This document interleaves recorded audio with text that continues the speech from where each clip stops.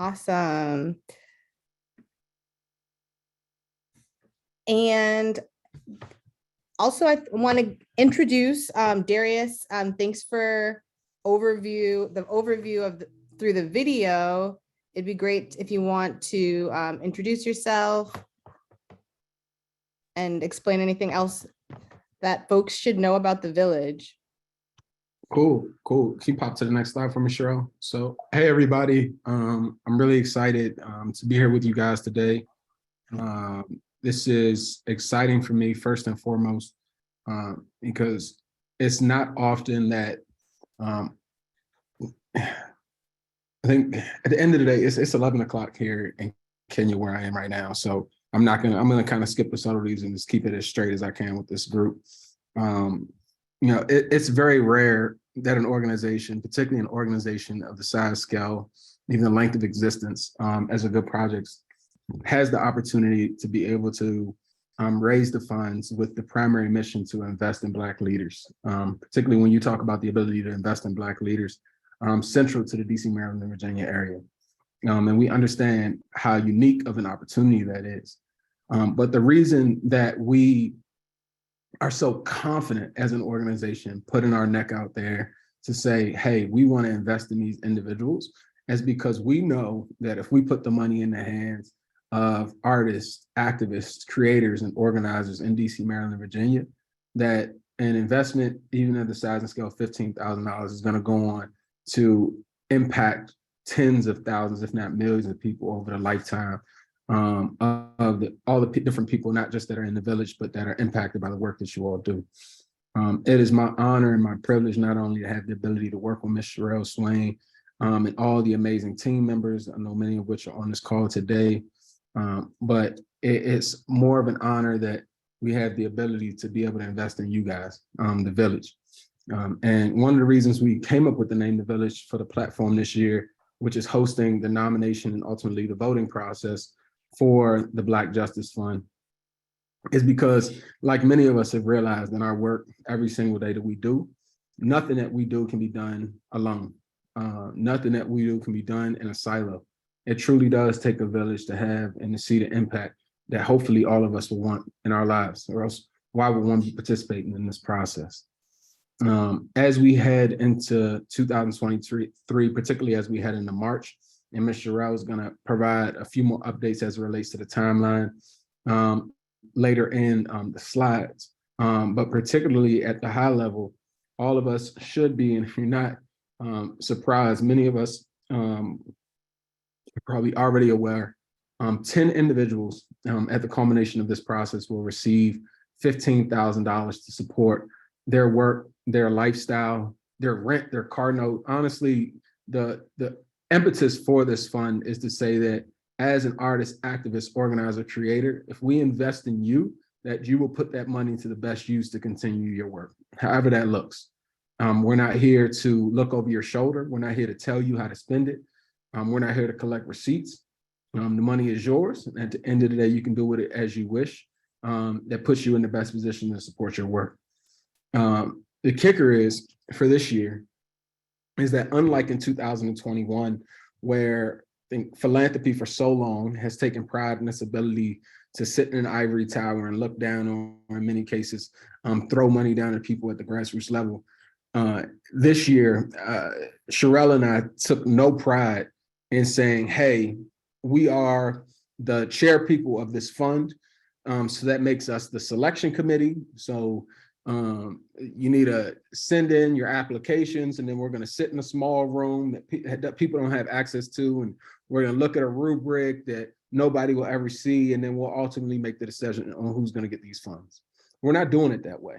Everything that we've done at GoodProjects since we were founded in 2016, and everything that we will continue to do as long as God puts air in my lungs and gives me the honor and pleasure of serving as the CEO of this organization, is how do we decentralize power, right?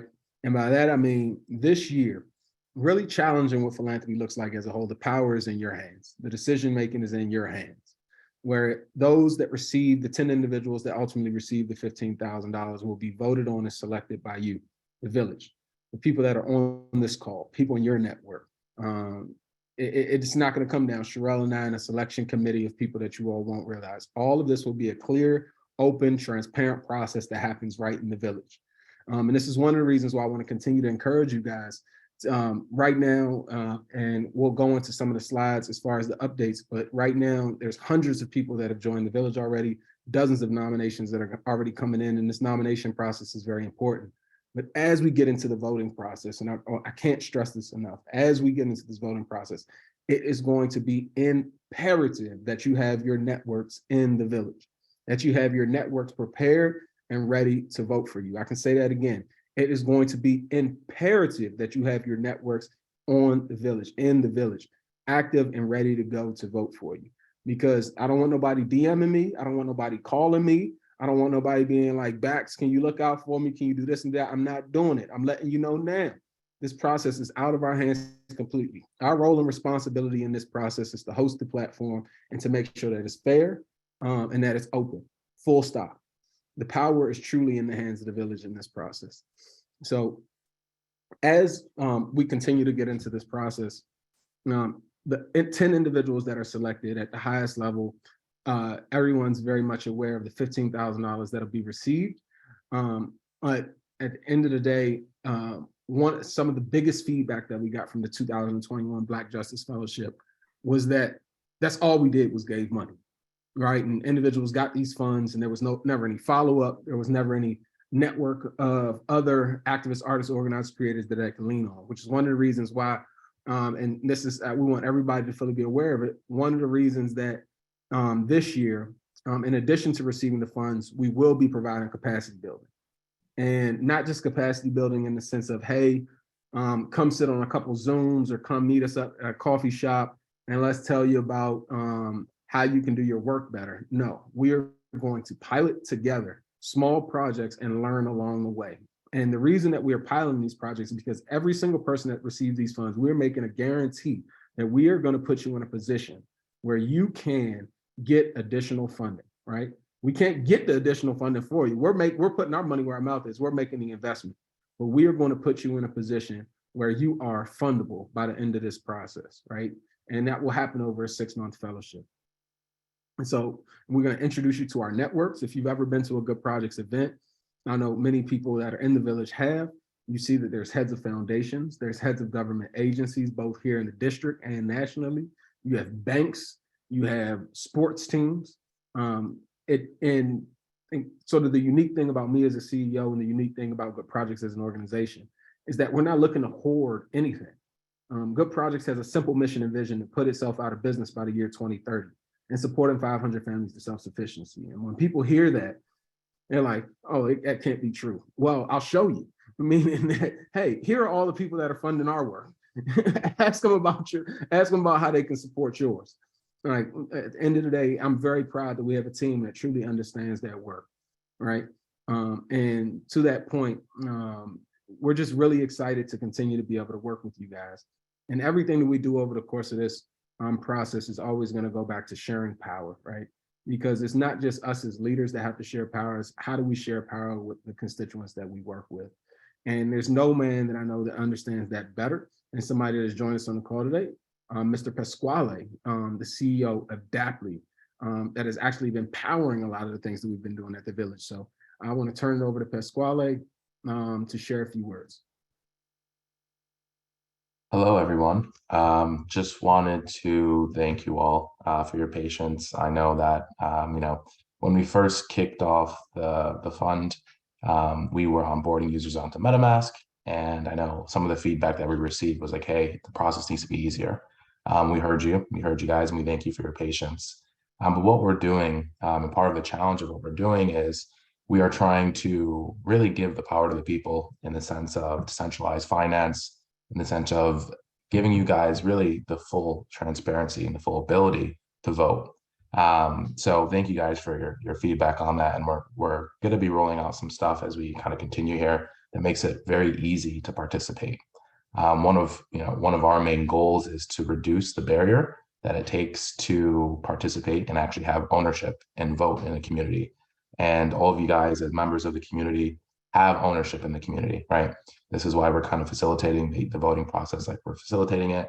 Everything is public and transparent because we believe that this is a way we're giving you guys the power and we're giving the community the power. We're not sitting behind closed doors making decisions. We're leaving it up to the community, right? And we're excited to continue doing this with you guys. And I think as we roll this out, please continue to give us your feedback.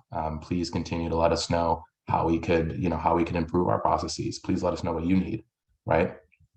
Our community is owned by the community.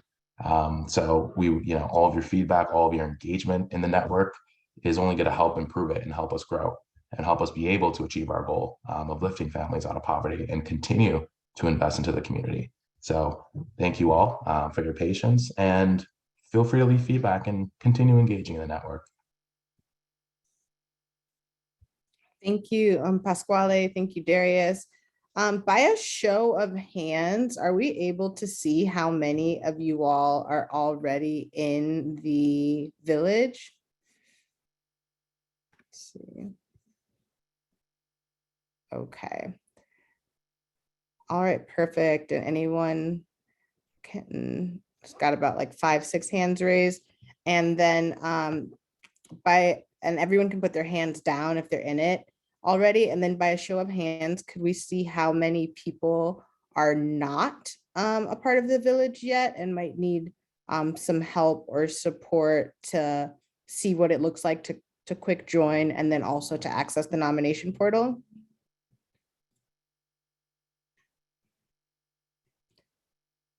Okay. Well, not sure based on that response if folks aren't in it or not. Thanks to everyone who voted, but we can give you guys a quick walkthrough of how you can join the village to nominate. And so what that looks like is just visiting thevillage.community. If you don't have your own login, you will have to create a login, which just takes 1 minute. It just asks for your name and email. And so once you have your login to the village, I'll add the link in the chat so that you guys can also access it that way. And so once you're logged on to the village, you have access to the community portal. Sorry. Once you are logged into the village, then you have access to the nomination portal. And so you can see here, like all of the members who are already in the village, and all of these members are the members who can not only nominate someone, but can also have someone vote for you if you've been nominated and are an applicant. So you can see here the nomination portal, and you can also see it here. So we'll click on it. And so once you're on the nomination portal, it's important that you make sure that you're eligible. And so the eligibility is you're actively working on causes for the Black community, that you identify as a Black person, that you're based in the greater Washington region, and that you were not a part of last year's cohort. Also, we're looking for folks who haven't already gotten a significant investment or like philanthropic commitment. So with folks less than $500,000 of budget, if you're an organization, and then folks who are working on grassroots issues that are particularly impacting racial wealth disparities, because we're really wanting to hone in on what are the innovative ways that we can help to generate wealth in our community. The last couple items are just your track record of success to social justice and how you are a leader in supporting your community and building partnerships in your community, and what that looks like to do that in an innovative way that centers the community. You can, again, just look at our priority considerations, identify as being a Black person, native to the Washington, D.C. area as a priority, but it's not an eligibility criteria, are based in the greater Washington area, again, not having already received significant support from a foundation, and focusing in on a historically underfunded geographic area, like the good zone. So once you determine whether or not you're qualified, you can go ahead and just fill out the nomination form. The nomination form allows you to fill it out as yourself as the nominator or to nominate someone else. And so it only takes about a minute. And if you want your friends to, or a community to also nominate you, they can do so by joining the village and then heading to the nomination form. And we're going to have a few questions for opportunities for questions and answers at the end of the presentation. Once you are nominated or you nominate someone, then they'll be able to actually apply. And when they apply, they will be receiving an application via email, and the application will have a video component to it. And so the videos that applicants reply to and respond to will be posted on the village, which will be what the community uses to evaluate who they want to be the next Black Justice Fellow. And next, we'll just take a look at last year's fellows so you guys can get a look at what a Black Justice Fellow could look like. I am a native Washingtonian. I'm a co-conductor with Heritage Matters Journey, social justice entrepreneur, the founder of Guns Down Friday, change maker, abolitionist. I am a social justice entrepreneur rooted in all the ways that we can find alternatives to capitalism and how we can ensure that abolition is centered in everyday life. How do I teach that to my daughter? How do we teach it to communities?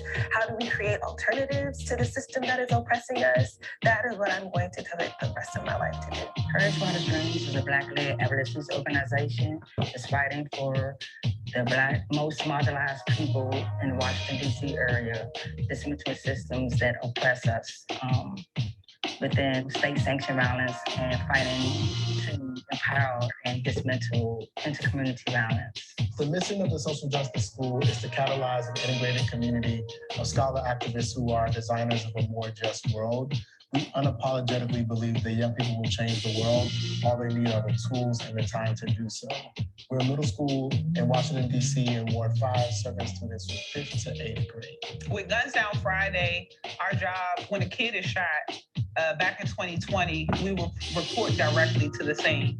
So a kid gets shot, we'll go to the scene, we provide resources, connect those families with different resources. Now that we're inside the hospital, we're able to connect with families, and it just makes a world of difference. We call it the bedside hour. We're able to be there when a child is shot, stabbed, or injured in the fight the first hour that they arrive at the hospital. After receiving this grant, and here we are a year later, I was able to create a DC Safety Squad, having people learn how to be mental health responders, how to be able to learn how to administer NARCON, getting training on safety in DC, and being able to respond to domestic violence alternatives to the police. For the past 2 years, our students with disabilities have made more growth in reading than their non-disabled peers. And that is something that we really take a lot of pride in, because we really believe in designing in the margin and believe that every student should be able to meet and exceed their growth goals as well. The BGF grant actually gave me time to heal, to dream, to imagine all these things that I'm talking about. With financial power comes the ability to sit and be, which Black queer women often do not get time for. And so through that ability to heal and sit and grow and dream, I am now here 2 years later, being able to pour all myself into all of my social justice entrepreneurial efforts. If you have people that you're working with, get them to apply. them to push you to apply, and just don't give up. It's not easy. Even myself, I get discouraged when I don't get a grant because I feel like I should get it. But I just want to say, don't give up, keep going, and don't give up the good fight. A different world is possible within our lifetimes, within my child's lifetime, and that capitalism was created by humans, and we can reimagine this shit from the ground up and together. The power of a peer community for a social justice entrepreneur is really important and vital. The work that we do is lonely and most often thankless. And so to know sometimes that you have someone that you can connect with, who's doing the work, who's up in the morning worrying about the people, loving on the people hard, it just really makes the work a little bit lighter. And in these times that we're living in, sometimes the work can feel really heavy. My name is Brian Long, and I encourage you to apply for the Black Justice Fellowship.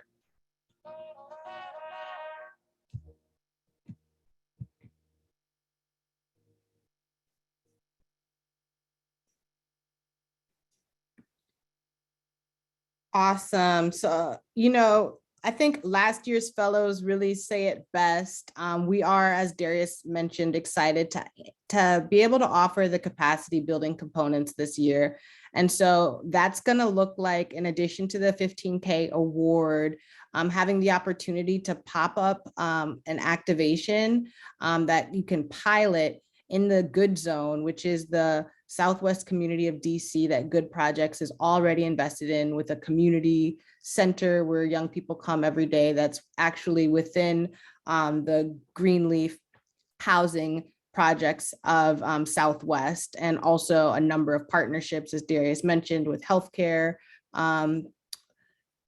providers in the area, local schools, a variety of business and nonprofit and education partners. So really having the chance to put support and mentorship behind whatever you're building, whatever you're dreaming, whether that's in an early stage or if that's further along.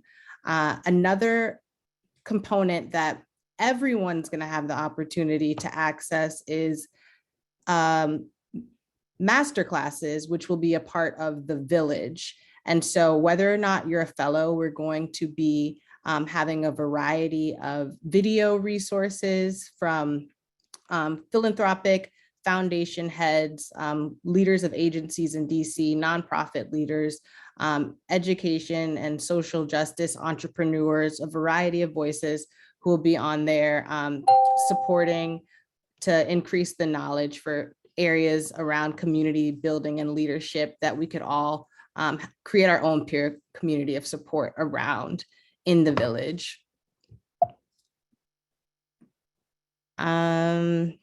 So right now, Darius, do you want to take us from here? Sure. So to date, and it may seem like it's been a long time, but the village has only been open now for a little over a month. And since then, there has been a huge influx right out of the gate, where we have over 300 members that have joined the village since we launched, which is really exciting to see the level of engagement that we've gotten through this process. And what I mean by that is not just members joining the village, but one of the things while we built out a platform this year, as opposed to just doing it through a Google form, just having people fill it out and sort of that was it, is that the same way that I started this conversation when I talk about sharing the power, is that it does us no good as an organization. It doesn't make me happy as the leader of an organization to look and see that we have an email list of 14,000 people, that we can host an event and 400 or 500 people RSVP and show up any given night of the week. The bigger thing for us is for you all to be able to connect with one another. That's the most important thing.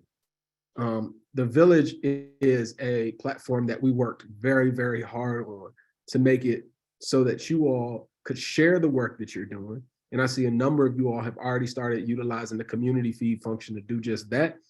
But more importantly, that we could find ways to support one another, meaning that you all have open and clear access to each other on the village. You can DM, you can message each other, you can comment, you can like, you can follow, you can share your work, you can talk about issues that you're passionate about, you can link up, you can team up, you can break down, you can build up. And that is why we built this platform. We've made a large investment of our time, we've made a large investment of our resources to be able to create a platform that was seamless for you all to be able to communicate openly and honestly with one another, to hopefully continue to build the world where no Black child, not just growing up in Washington, D.C., but anywhere in this country, has to live in poverty, right? And from all of the members that have joined the village, there's been a number of nominations that have come through to date, 326 nominations that have created a little over 60 unique nominees. So I'm seeing that members of the village are active in providing nominations. And I do want to let you guys know right here, right now, you can nominate as many times as you want. Not in the sense, it doesn't do you any good to nominate the same person over and over again, because there still will only create one unique nominee. But if there are multiple people in your network that you think are viable candidates to become Black Justice Fellows for 2023, invite them to the village, nominate them, give them a shot. Again, there's nobody that is in the village right now, right? Because I've DM'd a couple of you guys already, and I'm like, why don't you nominate yourself? And you're like, oh no, I would never win. Like, and I'm like, well, like, what is our issue, right? Like, this is the whole thing. Like, we have to first believe in ourselves before anybody else believes in us. If you're doing some dope shit in the DMV, give yourself a chance. Because once we start the voting process, this is not a popularity contest. We're not on Instagram. We're not on TikTok. Everybody is equal and open on this thing. And if you're doing dope things, you have an equal opportunity to everybody else to put yourself in a position to get invested in, right? Give yourself a shot. That is my word to everybody that is on this call. That's my word to anybody that you will hopefully invite to the village and nominate. Give yourself a shot at being successful. Believe in yourself so that you can give other people to believe in you as well, right? So we're really excited. Our goal, our internal goal, just being transparent and honest, we are hoping to hit at least 400 members by closing date on the 26th. Thank you, Ms. Clifton. We are hoping to hit 400 members by February 26th when we close. So obviously we'll continue to do our work as an internal team to invite people from our network, but that's not the whole point of this. It shouldn't just be people in Darius Baxter's network or Sherelle Swain's network or Jada Frazier's network or Pasquale's network or Selasi's network or Casey's network. It has to be, the goal is that this becomes all of our blended networks so that we can truly find the people that are doing the real work in the DMV. And by no stretch of the imagination do I think that I know everybody that's doing that. I've had the pleasure of meeting amazing people through this process, like Brian Bailey. No idea, but it's come to find out that he's doing amazing work and has been one of the most active members of the village, right? And I know there's plenty of people out here like him that are doing really cool things, right? So with that being said, I'm going to turn it back over to Sherelle to take you guys through a little bit of the timeline as we finish out this process. Thanks, Darius. Awesome. So I'll walk us through the timeline so that we can all get oriented with it and feel prepared and have all the information needed to nominate yourself or nominate someone else for the 2023 Black Justice Fellowship. The nomination portal is open and it's closing on February 26th. We then will be notifying all applicants that you've been nominated and that you are invited to apply for the Black Justice Fellowship. The crux of the application will include a short video about that will ask a few specific questions that the candidates will be able to select which question they'll answer. All applications will be due on March 27th. At that time, we'll go into a quick internal review process to get everything uploaded into the portal so that it's ready for the community vote. And once the community is able to vote, that period will be open for about 2 weeks. And then we have the anticipated date of around April 24th to announce the fellows. And then at that time, the fellows will enter into the cohort where they'll be working on their pilots and working to support the capacity and development of their work in the city. And so I think that we've talked quite a bit. We want to make sure there's time for questions. And so let me just share one more thing to yes, a point before we please. get into questions, Sherelle. Mhm. So I think it's going to be very important for you all to know this. Sherelle, can you just navigate to the village quickly? So you guys hear me talk a lot in this webinar about inviting people. And I'm realizing, just even looking at the members list, that a lot of you all may not be aware that you all have unique invite codes. So if you look at the top right, you see a silhouette of a gentleman or bald-headed lady with a plus sign next to them. Can you go ahead and click on that for me, Ms. Sherelle? And this is available both on desktop, on web, and then also in the mobile app. And you can copy and paste this link into anything.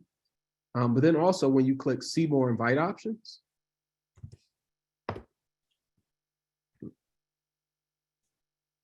on desktop, it provides you the opportunity to email. But actually on mobile, I'll say it's a lot more intuitive as well, where you can text it out, you can tweet it out, you can also email it out. But I want to let you guys know that even inviting people to the village is a simple, easy process. And one of the reasons this is important, right, is because as the village continues to populate, and particularly as we head into the voting process, Cheryl, can you navigate back to the Explore page, please? And let's just say, can you click on, let's click on Brielle. That's my cousin there. The young lady with the purple background. She's the 7th circle from the right on top members. Yep. Just click on her profile. So similar to a lot of social media platforms that you all have seen, this is one of the reasons why we were very thoughtful in our build here. If you can scroll down, you can see that on everybody's page that you invite, actually, this will live on their page forever, who referred them to the page, right? So this is why your unique code is very important. So again, not to beat a dead horse, but I just want to continue to encourage you guys, invite people from your networks. This is going to be very important as we head into the voting process, because I know many people will be asking me questions when we start, like, Darius, I'm low on the list, like, what's going on? Like, I'm telling you now, invite people from your network. You're going to need them as we get through this nomination process. Thank you, Mr. Ron. Awesome. Thanks for that, Darius. Okay, great. So what questions do you all have for us? You can feel free to take yourself off mute, or I don't even know if you can take yourself off mute. If that's not possible, then you can jump in the chat as well.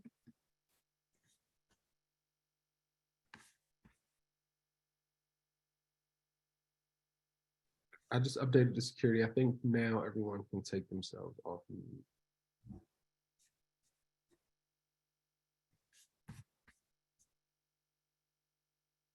Says raise your hand, click the hand reaction. Okay, there we go. All right, two participants have raised their hand. Okay, thank you, Miss Jada. Well, I guess it won't be chaotic if nobody has any questions. We have 2 people. We have one question from Kevin and another one from District Influencers. Okay, Kevin. I just asked you to unmute. You can go ahead and ask your question. The security on here is, even the video discretion. I was like, I know he's trying to build community. I didn't know we was talking to the blind screensavers, but it's okay. Oh, go ahead, Kevin. You can share. Go ahead, share your let's video. get you on here. You know, can't never be too safe at the same time, right? Safety first. I would think that we would want to, you know what I'm saying? What's the point of all of it? I'm not gonna be able to commune with you guys like virtually. But my first question, it was in regards to like, how do we go about like, so when I go and I say, and I invite my network and I invite people to join the Village Project, do the people that I invite have to live in the DMV, or can they be from anywhere in the world or anywhere in the country? Because like you know what I'm saying, like, how are people nominating people if they don't live here or they don't see people do the work? You know what I'm saying? Like, I don't know how does that go? Yeah. So Sheree, you want to take it? You want me to take it?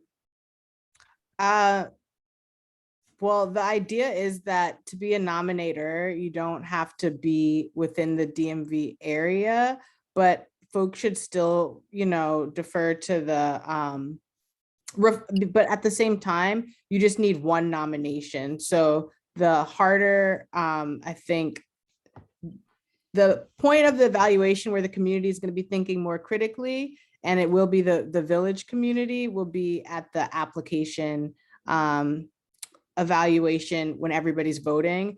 And then you can see there that it depends on the work that you're doing here locally. So Yeah, once you to your question, Kevin, no, the to vote for someone, you do not have to live in the DMV, but to be eligible to be voted for, yes, you do have to live in the DMV. And that's one of the reasons why we're not going straight from nominations to, okay, everybody that was nominated, now we're putting them up, start voting. We will go through, Sherelle and our team will go through and ensure, we'll do a vetting process to ensure that all of the nominees are doing work in the DMV area. So but no, the voting process will be open to the entire village. So adding people to the village, is that so me sending people to nominate myself or any of my comrades or friends, like, you know what I'm saying? Is that's the one nomination. Then there is the aspect of you just joining the village. So then after you guys do your selective view or whatever, and you guys have the application process, then those people that whoever sent to the village, then those people are going to be the ones voting.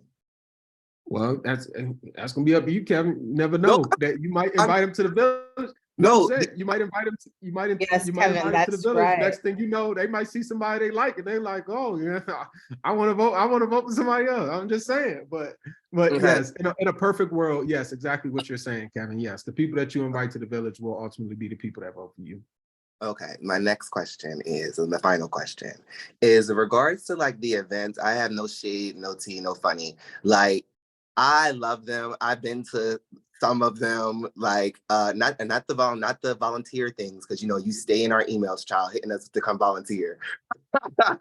But in regards to like the ones that have been happening at Eden and stuff like that, I love them. I think they're creative. I think they're so brilliant. But like somebody like me, like not always the party space is like definitely being like, if you're doing like movement work, or like, I know that everyone needs their different aspects to come like relax and unwind, to network, to move in Black liberation.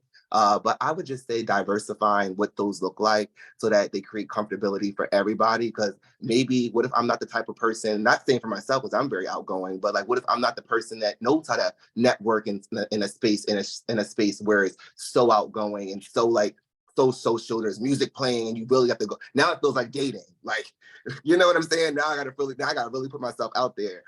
So just thinking about cultivating spaces that are more inclusive. So other than that, you guys, I love you guys so much, per usual. Sure. Thank you, Kevin. Thank you. And I'm glad you said that. We have Mr. Selassie Cologne. Oh, don't go off camera now, Kevin. Yo, Kevin, I just want to respond, and I thank you for that. Because I'll be here all day. I would keep the camera on. No, Kevin, that's a great observation, and I'm glad you said that. Going forward in the future, in addition to having introduce how you play into. How do you play? Can you introduce how you play into the events? Oh yeah, what's going on, everybody? My name is Selassie. I'm one of the event coordinators and art directors for GoodProjects. I kind of help, bring in different art directions to bring in different target demographics that we're trying to engage with, and kind of bring from their kind of worlds to the nonprofit, the civic work sector. I've been working with GoodProjects going on for it's been going on, loosely 3-4 years now. We've been doing different things. Currently, I'm all in on the village application and everything that we got going on this year. To answer Kevin's question, or really just his observation, we actually partnered recently with the physical village in Northeast DC and Union Market. for a lot of the events that we'll be having, which is a little bit more of an intimate space. We'll be having some of the master classes there. We'll be having small networking events there, and just things to continue to engage the general population. So what I would do is, Kevin, I would invite you and whoever you're with to come through our next event. It's probably going to be sometime next month. And I think you'll get that more chill setting that you're kind of speaking to. Thank you, because y'all be control, y'all be lit, but I be tired. And I would say for the rest of us on here, because I saw that message in there too from Miss Patrice, we're gonna still keep turning up. We turning up, man. I love you to death. All of them might not be for you, but we're taking it to the top all 2023. Yeah. Spring Garden Fest, April 22nd. Be on the lookout. And we're going hammer. And also I want to add, just to, the concept of the village, the platform. For a lot of people on here, the work that you guys do on a daily basis. And there are always people who are looking to show love to your work, respect your work, and join in on your work. Even after the Black Justice Fund is over, we still are going to implore for you to use the village as a tool to engage with people who are just like you and like-minded, just as you. We're going to be using the village to kind of distribute grant opportunities, donor opportunities, and just opportunities to connect with different organizations that's doing great work that may connect to you. The main thing about this whole thing is, how do we make everybody's movements bigger? So, even past the Black Justice Fund, even if it's past the voting process, invite people to the Village app so they can support what you're doing on a regular basis. If you have an event, if you have a volunteer or a community service initiative, invite the people that you want to see those things on there, and they'll be able to follow everything that you do in all your work.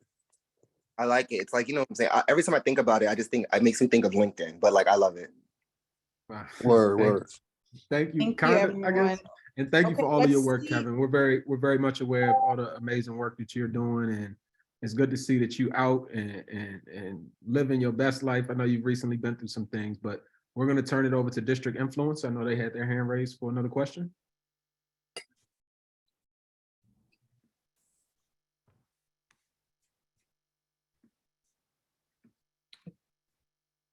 District Influencers, did you mean to have your hand raised? We wanted to give you the floor for a question. I think their hand might have been raised. Okay. Hi. Hi, how's everyone doing? Can you hear me okay? Yes, how are you? Commissioner Sharice Crawford, welcome to the party. I'm here with my international ambassador. I don't know if you can see her or not. Let me try to get the background cleared. I just want you to know that we are talking about our identity. How do I work? This is why I need a tech support. So if there's anybody that's tech support here, hold on, I'm here to help. Oh, we're here.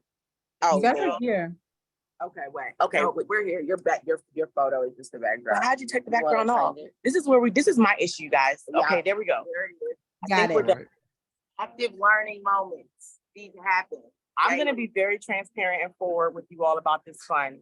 We are working around the clock on reaffirming our identities, reaffirming Black political power, reaffirming every aspect of those that are living with disabilities, that are silenced, that are not included in the workforce, that are not included in the communities because they have conditions that are not being discussed. And that's what this conversation is about right now. We're planning our year-long Nigerian experience along with African ancestry DNA to move people to and from the continent, as well as throughout the diaspora, understanding their full lineage trail. That is what we're doing at District Influencers in conjunction with our entire village of international ambassadors, thought leaders, dignitaries, and you name it. Our challenge in the technology space, and if someone wants to nominate me that's in this group, I fully accept, because I understand that this requires a level of tech that we are expanding our capacity and seeking the right folks that are vigilant in this space to help us move our network into the space where they can make a vote. So that is what we are in receivership for. I'm very grateful for this opportunity. I fully see myself this year. I know that last year I was not selected, which I honor and support all those who have. And so this year I'm already affirming and guaranteeing, and I'm affirming to myself that these resources belong to our community. These resources belong to the people who have been leaning on us and waiting for us to win in every area. And so I'm excited to refuel and re-energize our ecosystem for those that are most marginalized, those that are most impacted. I told Darius about my current disability, currently using my aids to help me fully come to terms with this, that I have not come shared. And so announcing my Black Justice Award will also be announcing to the world that with the population of people with invisible disabilities, we are here, we're standing firm, we're in solidarity and understanding that we're moving as a unit. That is what this resource means to us. And so that's my time. I'm Sharice Crawford, former Commissioner Crawford, former DC Council candidate at large. We just got transitioned off of our last race and had some great folks supporting, still have that same community in despair that's looking for us to level up. And so currently serving as the president and CEO of District Influencers. We just opened our second museum with the Smithsonian as a policy communicator. And that's where we're taking our leadership to another level and looking forward to having your vote and having your support. But thank you very much for the opportunity. Certainly. And thank you so much. Thank you, Ms. Crawford. Sharice Crawford. Yes. And Kevin, I want to just put out there, Commissioner Crawford shared her disability. I want to say that she reached out to us beforehand and we were able to create accommodations for her, and she still came out and party, Kevin. I just want to put that out there. Still came out and party. I have come out, y'all, but y'all, I be tired. Like I be tired.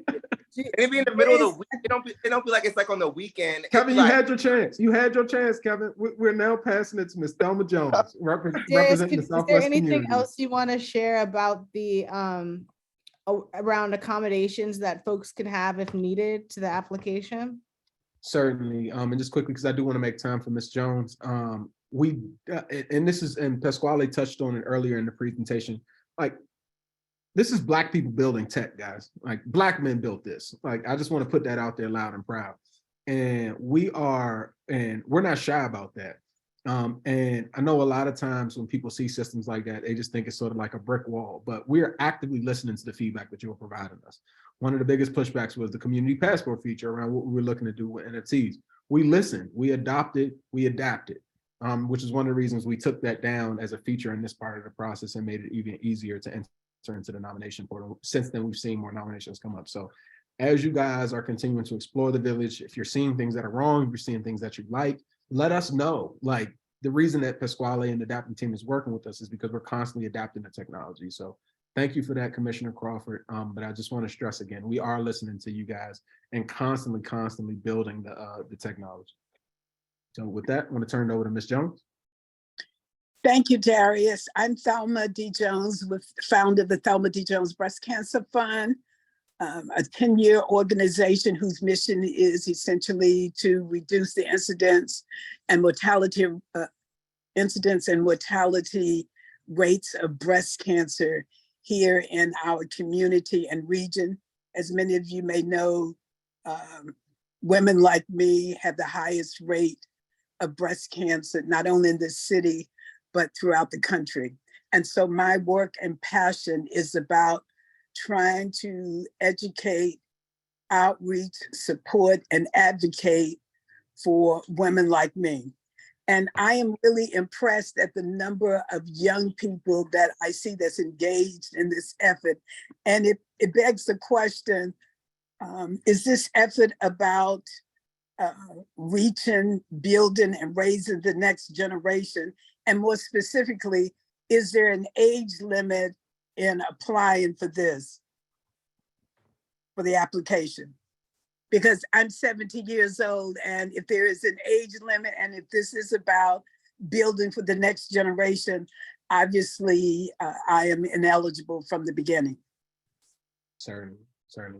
Ms. Jones, I'm very proud to say, and Sherelle highlighted earlier in the slides, in the 2021 Black Justice Fellowship, we invested in leaders as young as juniors in college, all the way as old as, I don't want to be ageist, but senior citizens. There was a very wide gap of people that we invested in. Age is not something that we are looking at because activism has no age limit, it has no color, it has no income bracket. And you, Ms. Jones, I know firsthand as somebody that is doing the work and doing the work on a daily basis. So no, but to that point, we were very intentional, like even to the point of what I talk about sort of the community passport and understanding that there was going to be, we fully went into it understanding that there was going to be a barrier to entry for a lot of people.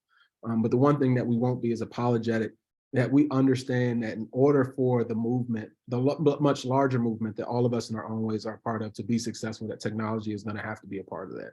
And I know Commissioner Crawford also touched on that in her response. So understanding that there are some hurdles that will need to be crossed to participate in this process this time. But the thing that I'm very proud of is highlighted by as many members of the team that we have here. There's a lot of help here. And I know you figured out how to use the DMs, Ms. Jones. I think you messaged me on there. But for somebody like you, it's going to be very important because I know you have a very large network to ensure that you're being a great advocate for yourself, to get your network onto the platform so that they can vote for you ultimately.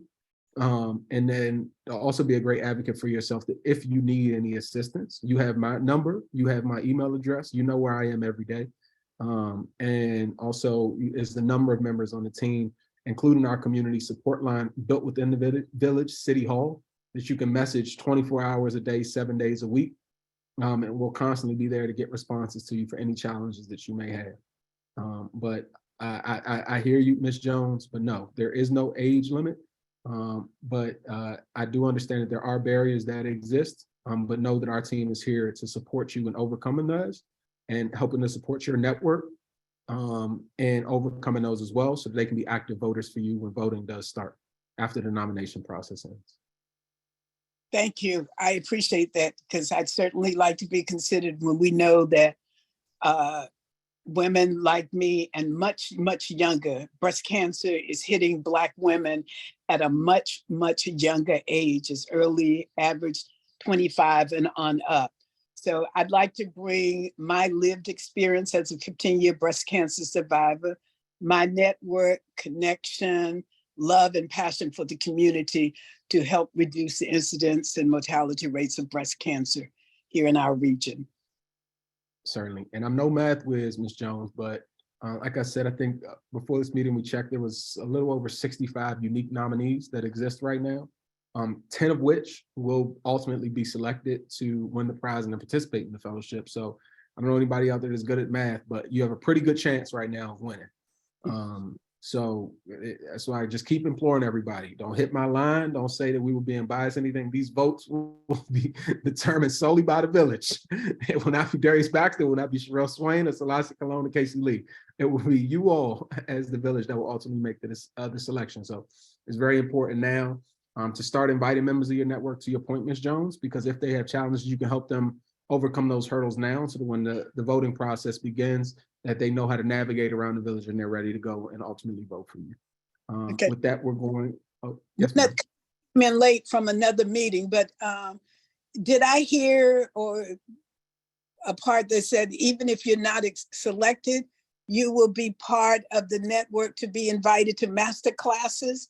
So yes, it's not to lose out altogether. Okay. You don't lose out. No, there will still be tons of free resources, including the events that Kevin doesn't like that everyone can participate in.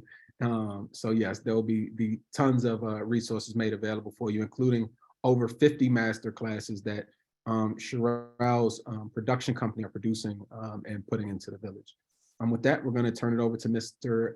Zell Prather. I hope I pronounced that correctly. No offense if I did not. The last question we're going to take today is from Mr. Maurice, because I know we're already a little over time. Cool. After that, sorry, just real quick, anyone else who has an unanswered question, if you could just drop it in the chat, we'll make sure to get to it there. So we'll take 2 more live. Okay, sorry. Go ahead. Nah, that's all good. Thank y'all for this and thank y'all for y'all time.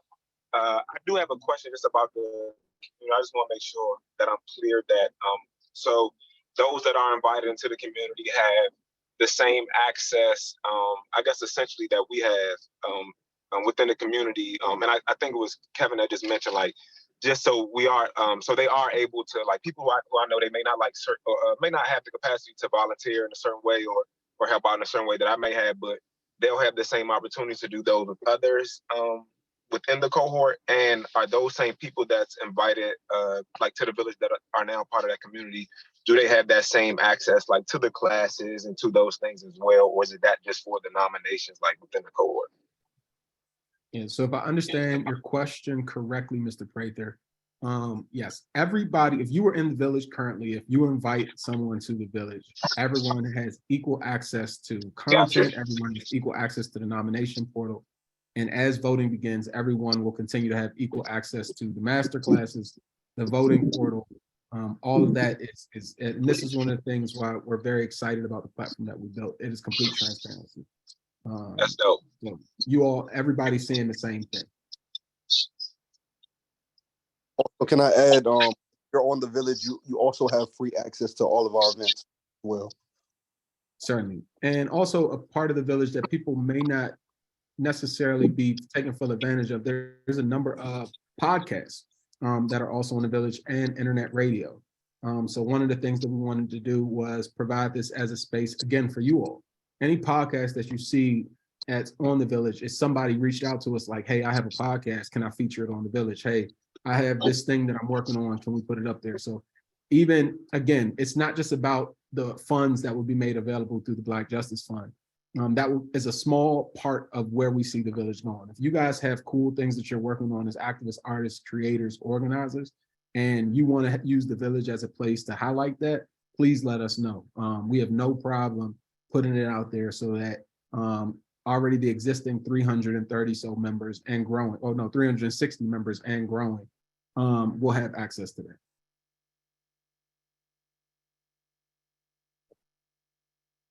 All right, we're gonna turn it over to Ms. Bené Walker, wrap up with the last live question with Mr. Maurice. And then again, Sherelle said, if anybody else has any other questions, just drop them in the chat. We'll try to do a lightning round and then we are going to give everybody back their day. Kevin, quick answer, yes, you can. All right, Ms. Walker. Hi, good afternoon, everyone. I see we don't have a lot of time, so I won't take everyone's time. But since I'm a new member to the community, or the village here, I just wanted to give a quick introduction. I am a vinyl DJ and sound designer and producer here in Washington, D.C. I'm also an Arabic calligraphy muralist. I speak Spanish, Arabic, and I also am a professional American Sign Language interpreter. That's a lot to say at once. But just to go off of that, I do a lot of work in both the private and public sector. And I'm still learning about what the application requirements are. But I wanted to know if I have any limitations on things I could share due to like copywriting or, artist protection rights, or if I'm doing something with the Board of Education, would I be able to share that in my application process? Ms. Sherelle highlighted it a bit in the slides during the presentation, and we'll share this again on the village. But the application process is just sort of a first buffer so that we can ensure nominees are putting themselves in a best position to highlight their work for the voting process. Meaning that the application process will actually be video submissions. So there will be a set of questions that we share with all of the nominees that align with the scoring rubric, which you can view. You can view details related to that in the nomination portal section of the village. And then honestly, Ms. Walker, it'll be up to you how much or how little you share on those videos, but we will take those videos, compile them, and then turn that into your nominee page that people will then be able to view and then ultimately decide if they're going to vote for you or not. But short answer to your question, that is up to you, Ms. Walker, about how much or how little you share. Okay, thank you very much. Certainly. We're going to turn it over to Mr. Maurice for our last live question before we wrap it up. Hello, everyone. My question is pretty quick, and I think the guy a couple of spots before me may have asked the same thing. When I nominate people, do you guys automatically send them an invitation into the village, or should I send them that link separately? That is a great question, Mr. Maurice, and it's something that we had not considered until you asked it. So no, we are not automatically sending people an invitation to the village when you are nominating them. So I would encourage you guys at this juncture, if you are nominating someone, to also be inviting them to the village. That's not to say because following 2021, after we get through the nomination phase, all nominees will be made aware that they have been nominated and then invited to the village. But if you want to get them a head start, I would invite them there. All right, thank you.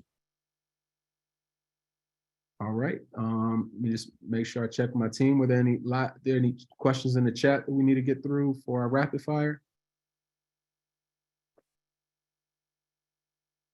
I think that we're caught up. I think we're caught up in the chat. I see one question here. How do you sign up for the village? The village.community, and Sherelle shared a few times in the chat her invite link, but I'll just go ahead and share it again. When you visit the village.community, it will prompt you to create a profile, and it is as simple as that. Our support team is available 24/7. We're letting people into the village, so go to the village.community and you can sign up. Or even easier, if you all share the link, your unique link, then it bypasses them even needing to be invited. So if you use your unique invite link, then it automatically will allow them into the village. They'll just need to create a profile. Well, thank you so much, everyone, for coming out. Thank you for. There was one other question. Is it possible to get promo tools used to promote the village? Short answer, yes. On the Good Projects Instagram pages, there are a number of social media assets that have been created and are being shared and created more on a daily basis, thanks to our amazing comms team led by Ms. Jada Frazier. You are more than welcome to use those, share them across your platforms, and there's always ones being made. So Darius, I'm not speaking in general. Can you hear me? Yes. Yeah.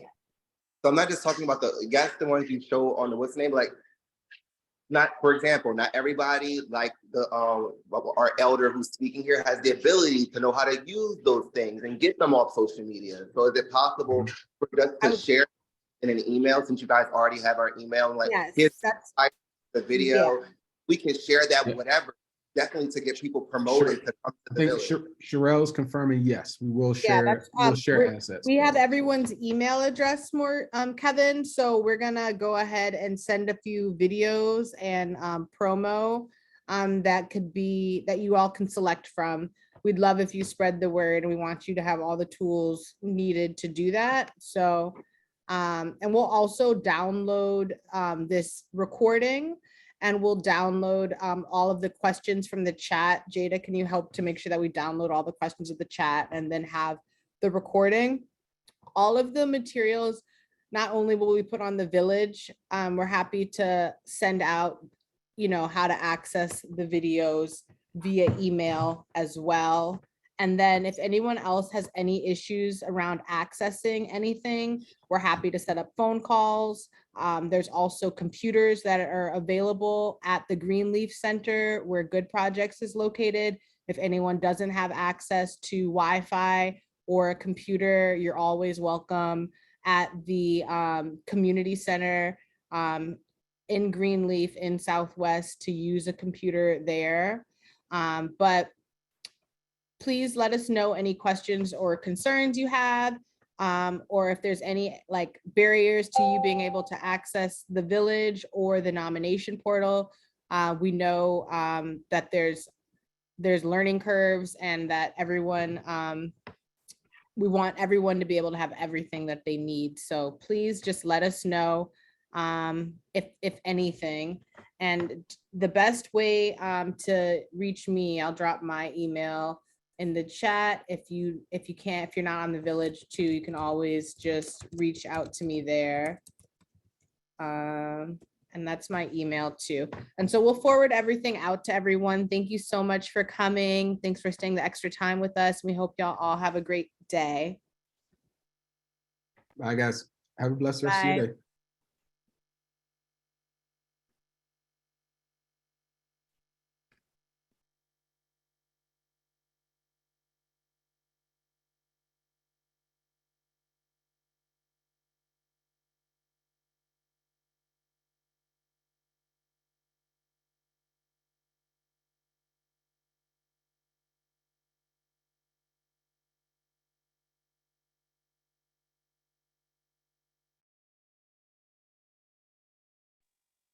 All right, I think that's everybody, guys.